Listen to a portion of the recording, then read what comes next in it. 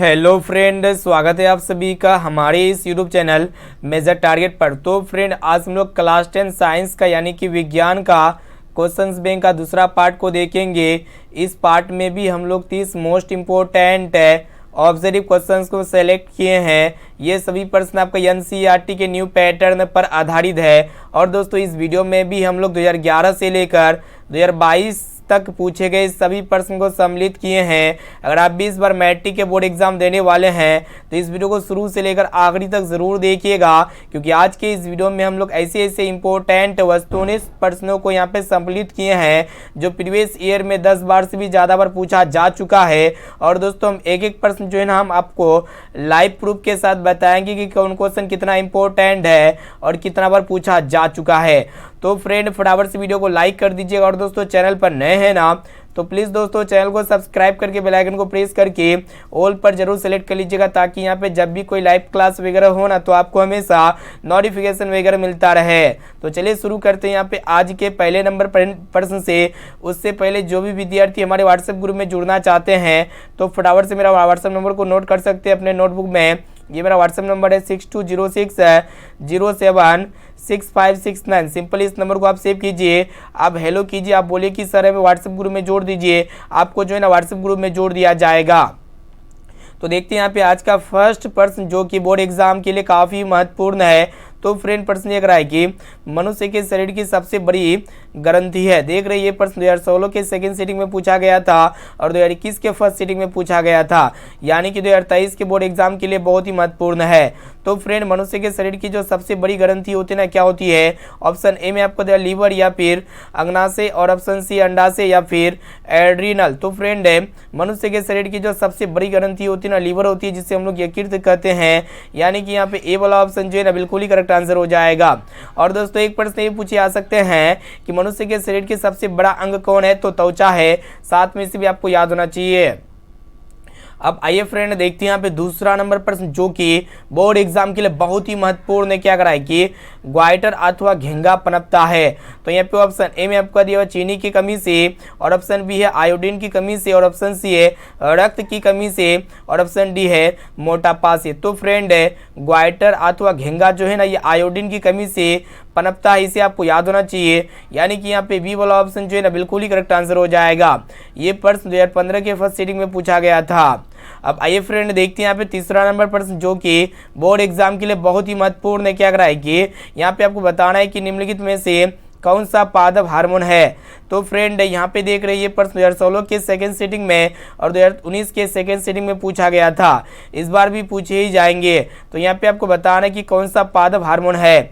तो फ्रेंड, यहाँ पे ऑप्शन ए में आपका दिया हुआ है इंसुलिन या फिर थायरोक्सिन, और ऑप्शन सी है एस्ट्रोजन या फिर साइटोकाइनिन। तो फ्रेंड, आपको पता होना चाहिए पादप में 5 प्रकार के हार्मोन पाए जाते हैं। क्या क्या होते हैं? ऑक्सिन होते हैं, जिब्रेलिन्स होते हैं, साइटोकाइनिन होते हैं, इथिलीन होते हैं, और एब्सिसिक एसिड होते हैं, जिनमें से साइटोकाइनिन पादप का हार्मोन है, यानी कि यहाँ पे डी वाला ऑप्शन जो है ना बिल्कुल ही करेक्ट आंसर हो जाएगा।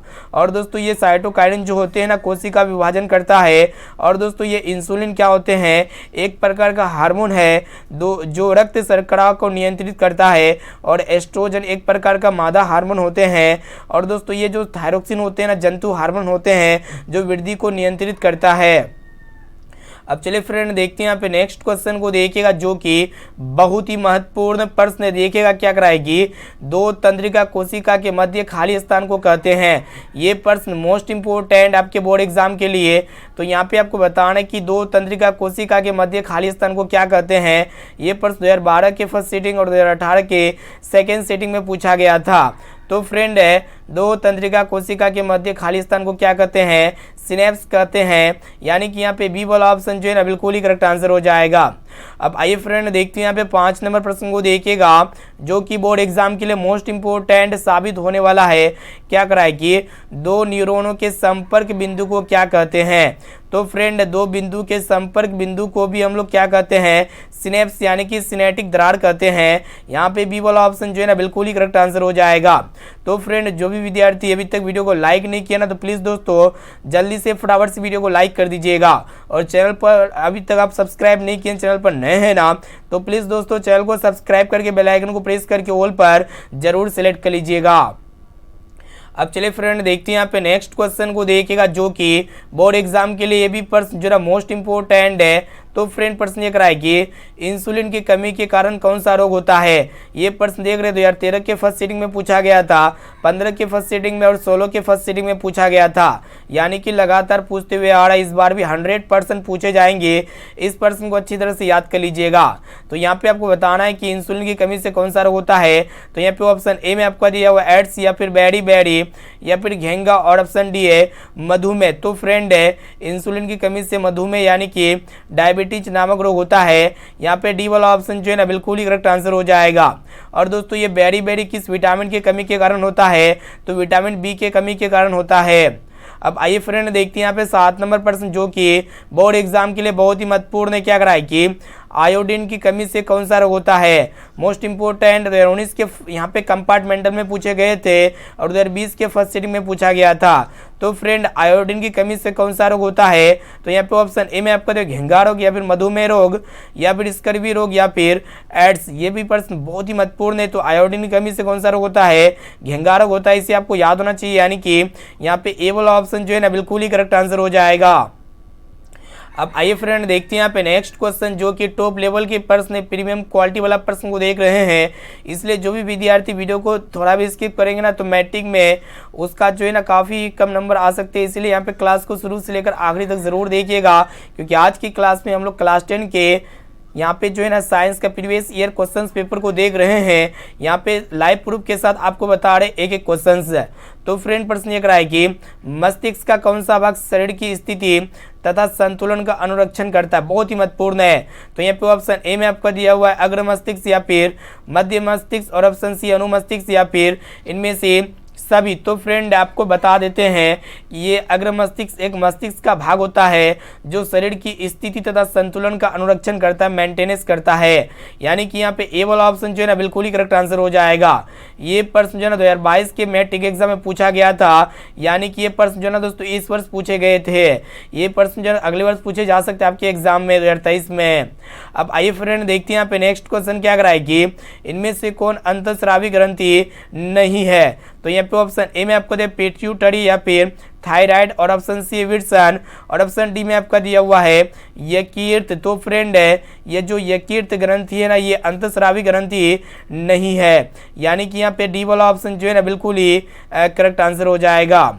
और दोस्तों पीयूष ग्रंथि को मास्टर ग्रंथि भी कहा जाता है, साथ में इसे भी आपको याद होना चाहिए। ये प्रश्न 2019 के एग्जाम में पूछे गए थे और 2021 के सेकेंड सेटिंग में पूछा गया था। इस प्रश्न को अच्छी तरह से याद कर लीजिएगा। अब चलिए फ्रेंड देखते हैं यहाँ पे नेक्स्ट क्वेश्चन को देखिएगा, जो कि बोर्ड एग्जाम के लिए बहुत ही महत्वपूर्ण है। क्या कराए कि निम्न में से कौन पिट्यूटरी ग्रंथि से निकलने वाला हार्मोन है। तो यहाँ पे ऑप्शन ए में आपको दे वृद्धि हार्मोन, या फिर थायरोक्सिन, या फिर इंसुलिन, और ऑप्शन डी है एंड्रोजन। तो फ्रेंड पिट्यूटरी ग्रंथि से निकलने वाला हार्मोन कौन सा हार्मोन है, एंड्रोजन है। इसे आपको याद होना चाहिए दोस्तों। यानी कि यहाँ पे डी वाला ऑप्शन जो है ना बिल्कुल ही करेक्ट आंसर हो जाएगा। ये प्रश्न 2020 के फर्स्ट सीटिंग में पूछा गया था। अब आइए फ्रेंड देखते हैं यहाँ पे 11 नंबर प्रश्न, जो कि काफ़ी महत्वपूर्ण प्रश्न है। तो फ्रेंड प्रश्न ये कराए कि लेंस में कितने फोकस होते हैं। तो यहाँ पे ऑप्शन ए में आपको दे 2 फोकस, या फिर 3 फोकस, या फिर 1 फोकस, और ऑप्शन डी है 2 या 3। तो फ्रेंड है लेंस में मुख्य 2 फोकस होते हैं। यानी कि यहाँ पे ए वाला ऑप्शन जो है ना बिल्कुल ही करेक्ट आंसर हो जाएगा। ये प्रश्न जो है ना 2021 के बोर्ड एग्जाम में पूछा गया था। अब आइए फ्रेंड देखते हैं यहाँ पे नेक्स्ट क्वेश्चन, जो कि बहुत ही महत्वपूर्ण है। देखिएगा इस बार पूछे गए 2022 के बोर्ड एग्जाम में सेकंड सेटिंग में पूछा गया था, और इनके साथ साथ 20 में भी पूछा गया था दोस्तों सेकंड सेटिंग में। इस बार तो पूछे ही जाएंगे। इस प्रश्न को अच्छी तरह से याद कर लीजिएगा। तो फ्रेंड प्रश्न ये है कि लेंस की क्षमता का ऐसा ही मात्रक होता है। तो यहाँ पे ऑप्शन ए में आपको दिया डायोप्टर, या फिर एंगस्ट्रम, या फिर ल्यूमेन, और ऑप्शन डी है लक्स। तो फ्रेंड है लेंस की क्षमता का जो ऐसा ही मात्रक होता है ना, क्या होता है वही आपको बताना है। तो डायोप्टर होता है जो प्रचलित ऐसा ही मात्रक होता है। इनके अलावा लेंस की क्षमता का और भी ऐसा ही मात्रक होता है, प्रति मीटर, या फिर मीटर इनवर्स भी होते हैं।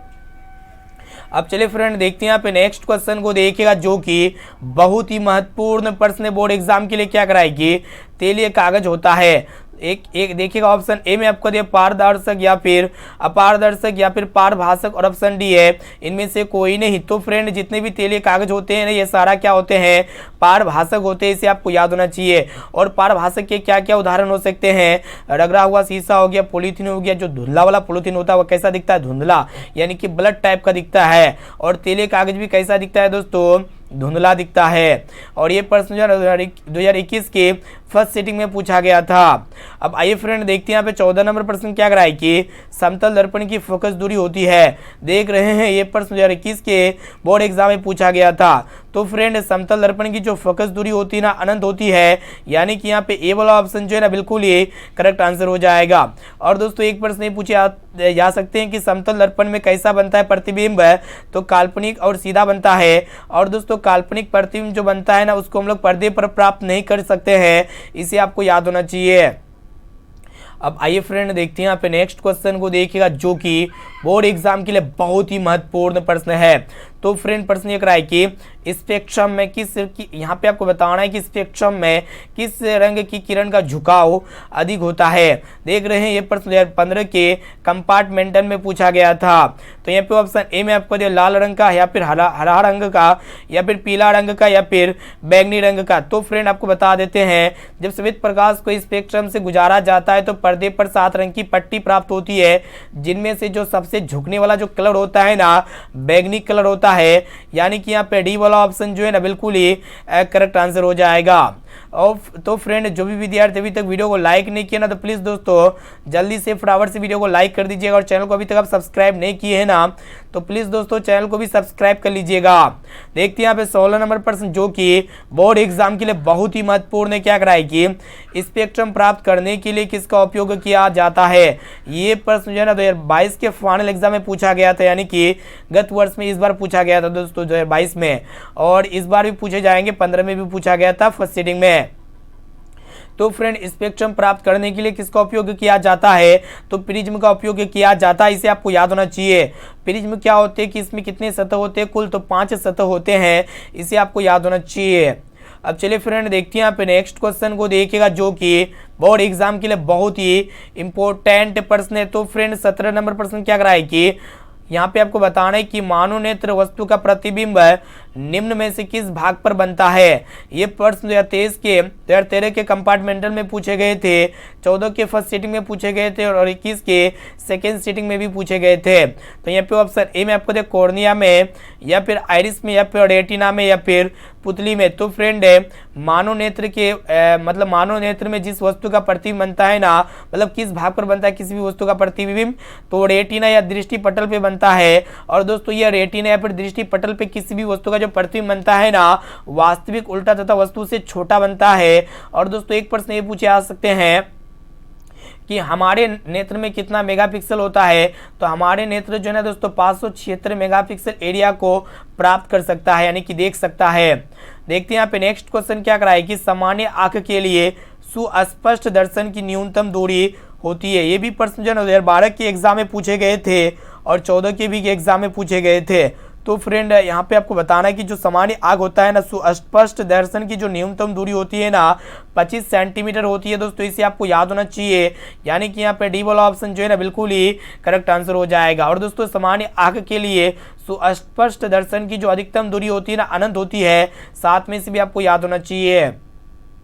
अब आइए फ्रेंड देखते हैं यहाँ पे नेक्स्ट क्वेश्चन, जो कि बहुत ही महत्वपूर्ण है। देख रहे हैं कितना बार पूछा गया है, 15 के सेकेंड सीटिंग में, फिर 16 के फर्स्ट सीटिंग में, 18 में पूछा गया था, फिर 20 में, फिर 21 में पूछा गया था, लेकिन 22 में नहीं पूछा गया दोस्तों। ये प्रश्न 2023 के बोर्ड एग्जाम में 100% पूछे जाएंगे, चाहे वो फर्स्ट सीटिंग में रहे या फिर सेकंड सीटिंग में। तो इस प्रश्न को अच्छी तरह से याद कर लीजिएगा। तो यहाँ पे प्रश्न ये कराए कि विभवांतर का ऐसा ही मात्रक होता है। तो यहाँ पे ऑप्शन ए में आपका दिया हुआ है ओम, या फिर कुलम, या फिर एम्पियर, और ऑप्शन डी है KWH। तो फ्रेंड है विभवांतर का जो ऐसा ही मात्रक होता है ना क्या होता है वही आपको बताना है, ठीक है। काफी महत्वपूर्ण है प्रश्न जो बोर्ड एग्जाम में 110% पूछे जाएंगे। तो विभवांतर का जो ऐसा ही मात्रक होता है ना दोस्तों क्या होता है, वोल्ट होता है। यहाँ पे आप जो है ना ऑप्शन डी को कर लीजिएगा, VOLT वोल्ट, ठीक है। क्या होता है, वोल्ट होता है। और दोस्तों प्रतिरोध का ऐसा मात्रक क्या होता है, ओम होता है। और विद्युत धारा का ऐसा मात्रक क्या होता है, एम्पियर होता है। और विद्युत आवेश का ऐसा मात्रक क्या होता है, कूलम होता है। इसे आपको साथ में याद होना चाहिए। देखते हैं यहाँ पे नेक्स्ट क्वेश्चन जो कि बोर्ड एग्जाम के लिए बहुत ही महत्वपूर्ण प्रश्न है। क्या कराए कि धारा मापने के यंत्र को क्या कहते हैं, काफी महत्वपूर्ण है। 2012 के फर्स्ट सेटिंग में पूछा गया था, फिर 14 के सेकंड सेटिंग में, फिर 15 के फर्स्ट सेटिंग में पूछा गया था, फिर 17 के कंपार्टमेंटल एग्जाम में पूछा गया था। तो फ्रेंड है, जिस यंत्र यानी कि जिस डिवाइस से इलेक्ट्रिक करंट है यानी कि धारा मापा जाता है ना, तो उसको हम लोग क्या कहते हैं, एमीटर कहते हैं। यानी कि यहाँ पे ए वाला ऑप्शन जो है ना बिल्कुल ही करेक्ट आंसर हो जाएगा। और दोस्तों विभवांतर मापने वाले यंत्र को क्या कहते हैं, वोल्ट मीटर कहते हैं। अब आइए फ्रेंड देखते हैं यहाँ पे नेक्स्ट क्वेश्चन को देखिएगा जो कि बोर्ड एग्जाम के लिए बहुत ही महत्वपूर्ण प्रश्न है। देखिएगा क्या कराए कि शोषण किस प्रकार की अभिक्रिया है। तो यहाँ पे ऑप्शन ए में आपको दिया उपचयन या फिर संयोजन या फिर अपचयन या फिर उष्माक्षेपी। तो फ्रेंड है, ये जो शोषण होते हैं ना, यह एक प्रकार का उपचयन या फिर उष्माक्षेपी रासायनिक अभिक्रिया है। यानी कि यहाँ पे ए वाला ऑप्शन जो है ना बिल्कुल ही करेक्ट आंसर हो जाएगा। ये प्रश्न जो है ना इस बार पूछा गया था दोस्तों 2022 में, और 16 के फर्स्ट सेटिंग में भी पूछा गया था, और 23 में भी 110% पूछे जाएंगे। इस प्रश्न को अच्छी तरह से याद कर लीजिएगा। अब आइए फ्रेंड देखते हैं यहाँ पे 22 नंबर प्रश्न को देखिएगा जो कि बोर्ड एग्जाम के लिए बहुत ही महत्वपूर्ण है। यहाँ पे जो है ना दोस्तों कॉपर ऑक्साइड हाइड्रोजन के साथ संयोग करके कॉपर प्लस यहाँ पे जल बनाता है। तो किस प्रकार की अभिक्रिया वही आपको बता देना है। तो फ्रेंड यहाँ पे अगर देखिएगा यहाँ पे कॉपर ऑक्साइड जो है ना हाइड्रोजन के साथ संयोग करता है, और यहाँ पे कॉपर जो है ना विस्थापित हो जाती है, मतलब ऑक्सीजन यहाँ पे जो है ना हाइड्रोजन के साथ जुड़ जाती है।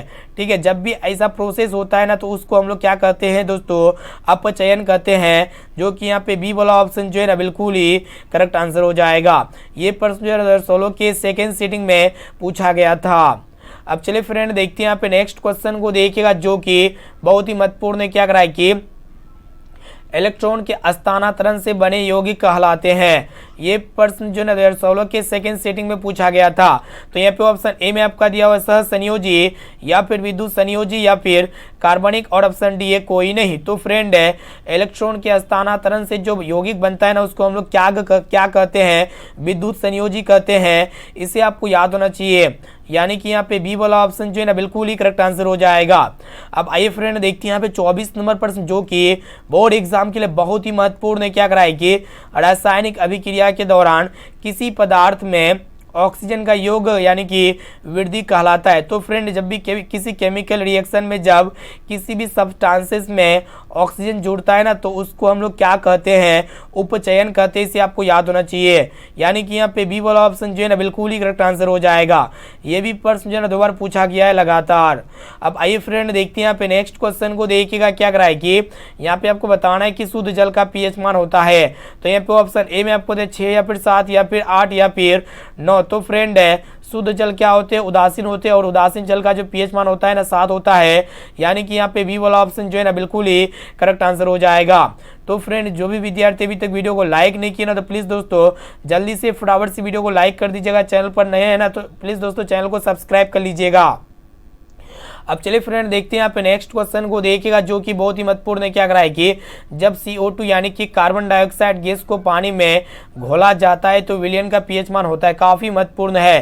तो यहाँ पे ऑप्शन ए में आपका दिया 7 से अधिक या फिर 7 या फिर 7 से कम, और ऑप्शन डी है इनमें से कोई नहीं। तो फ्रेंड है, जब CO2 गैस को हम लोग क्या करते हैं, पानी में घोल देते हैं तो विलयन का जो पीएच मान होता है ना 7 से क्या होता है, 7 से क्या होता है, कम होता है। यानी कि यहाँ पे सी वाला ऑप्शन जो है ना बिल्कुल ही करेक्ट आंसर हो जाएगा। अब आइए फ्रेंड देखते हैं यहाँ पे नेक्स्ट क्वेश्चन क्या कराए कि निम्नलिखित में से कौन बुझा हुआ चूना है। ये भी प्रश्न जो है ना 2018 के फर्स्ट सीटिंग सेकंड सीटिंग में तो पूछा गया ही है, और 21 में भी पूछा गया था। तो यहाँ पे आपको बताना है कि कौन जो है ना बुझा हुआ चूना है, काफी महत्वपूर्ण है। तो फ्रेंड यहाँ पे अगर ऑप्शन बी को देखा जाए तो बी में दिया हुआ कैल्शियम हाइड्रोक्साइड यानी कि CaOH, यह एक प्रकार का बुझा हुआ चूना है। और दोस्तों बिना बुझा हुआ जो चूना है ना CaO है, जिसको हम लोग क्या कहते हैं, कैल्शियम ऑक्साइड कहते हैं। अब चलिए फ्रेंड देखते हैं यहाँ पे नेक्स्ट क्वेश्चन जो कि बहुत ही महत्वपूर्ण है। क्या कराए कि फॉर्मिक अम्ल का आयुपेक नाम बताइए। ये भी प्रश्न जो है दोस्तों 2019 के कंपार्टमेंटल में पूछा गए थे और 21 के फर्स्ट सीटिंग में पूछा गया था। तो यहाँ पे आपको बताना है कि फॉर्मिक अम्ल का आयुपेसी नाम क्या होता है? मेथोनोइक अम्ल या फिर एथोनोइक अम्ल या फिर प्रोपेनोइक अम्ल या फिर इनमें से कोई नहीं। तो फ्रेंड फॉर्मिक अम्ल का जो आयुपेक नाम होता है ना क्या होता है? मेथोनोइक अम्ल होता है। यानी कि यहाँ पे ए वाला ऑप्शन जो है ना बिल्कुल ही करेक्ट आंसर हो जाएगा। देखते हैं यहाँ पे नेक्स्ट क्वेश्चन क्या कराए कि अम्ल का पीएच मान होता है। तो फ्रेंड अम्ल का जो पीएच मान होता है ना 7 से कम होता है तो उसको हम लोग क्या कहते हैं? अम्ल कहते हैं। और दोस्तों जिस भी विलेन के पीएच का मान 7 से अधिक होता है ना तो वो विलेन क्या होता है? क्षारीय प्रकृति का होता है। और जिस भी विलेन के पीएच का मान 7 होता है ना तो वो विलेन क्या होता है? उदासीन होता है। इसे आपको साथ में याद होना चाहिए। और देख रहे हैं ये प्रश्न 2020 के फर्स्ट सीटिंग में पूछा गया था और इस बार भी पूछे ही जाएंगे। इस प्रश्न को अच्छी तरह से याद कर लीजिएगा। अब चलिए फ्रेंड देखते हैं यहाँ पे नेक्स्ट क्वेश्चन। देखिएगा जो लास्ट नंबर प्रश्न है, लास्ट नंबर प्रश्न जो कि बोर्ड एग्जाम के लिए बहुत ही महत्वपूर्ण है। क्या कराए कि चींटी के डंक और नेटल के डंक में कौन सा अम्ल पाया जाता है? तो यहाँ पे ऑप्शन ए में आपको सिट्रिक अम्ल या फिर लैक्टिक अम्ल या फिर एसेटिक अम्ल या फिर मेथोनोइक अम्ल। तो फ्रेंड चींटी के डंक और नेटल के डंक में है ना मेथोनोइक अम्ल पाया जाता है। और दोस्तों ये जो लैक्टिक अम्ल होते हैं ना किस में पाए जाते हैं? दही में पाए जाते हैं। और एसेटिक अम्ल किस में पाए जाते हैं? सिरका में पाए जाते हैं। और ये जो सिट्रिक अम्ल होते हैं ना संतरा नींबू यानी कि जितने भी खट्टे फल होते हैं ना उसमें पाए जाते हैं। ये प्रश्न किसके फर्स्ट सीटिंग में पूछा गया था। तो फ्रेंड यहाँ पे हम लोग जो ना फाइनली क्लास 10 के साइंस के काफ़ी महत्वपूर्ण है पूरे निचोड़ प्रश्न यानी कि क्वेश्चंस बैंक को देख चुके हैं। और ये साइंस का दूसरा क्वेश्चन बैंक था, ठीक है, पार्ट 2 था। अगर इससे पहले अगर आप पार्ट 1 को नहीं देखे हैं तो इसी वीडियो के डिस्क्रिप्शन या फिर प्लेलिस्ट में आपको मिल जाएगा, वहाँ से देख सकते हैं। और साथ में ये भी आप कमेंट करके बताइए कि 30% में से आपको पहले से कितना परसेंट का सही और सटीक आंसर याद था। इसका जवाब आपको इसी वीडियो में फटाफट से कमेंट करके बता देना है। और दोस्तों जो भी विद्यार्थी अभी तक वीडियो को लाइक नहीं किया ना तो प्लीज़ दोस्तों जल्दी से फटाफट से वीडियो को भी लाइक कर दीजिएगा, ठीक है। और जो भी विद्यार्थी चैनल को अभी तक आप सब्सक्राइब नहीं किया ना तो प्लीज़ दोस्तों चैनल को भी सब्सक्राइब करके बेल आइकन को प्रेस करके ऑल पर कर लीजिएगा। और जो भी विद्यार्थी हमारे व्हाट्सएप ग्रुप में अब तक नहीं जुड़े हैं तो व्हाट्सएप ग्रुप में जुड़ जाइए। मेरा नंबर है 6206076569। सिंपली इस नंबर को आप सेव कीजिए, आप हेलो कीजिए, आपको व्हाट्सएप ग्रुप में जोड़ दिया जाएगा। और दोस्तों इनके साथ साथ एसडब्ल्यू क्वेश्चंस का आंसर क्या लगता है? प्रकाश के परावर्तन के कितने नियम होते हैं? ये भी प्रश्न काफी महत्वपूर्ण है। इसका राइट आंसर जो भी लगता है ना तो आप जल्दी जाइए कमेंट बॉक्स में कमेंट करके जरूर बताइए, ठीक है। और इनके साथ साथ इस वीडियो को अपने भाई बहन सोशल मीडिया प्लेटफॉर्म में जरूर शेयर कीजिएगा। जितना भी आपका व्हाट्सएप ग्रुप है या फिर व्हाट्सएप है आपका जाना पहचाना दोस्त यार है जो एग्जाम देंगे 2023 में, तो इस क्लास को जरूर शेयर कीजिएगा। फिर मिलते हैं यहाँ पे नेक्स्ट क्लास में। आज के लिए इतना ही। Thank you. वंदे मातरम।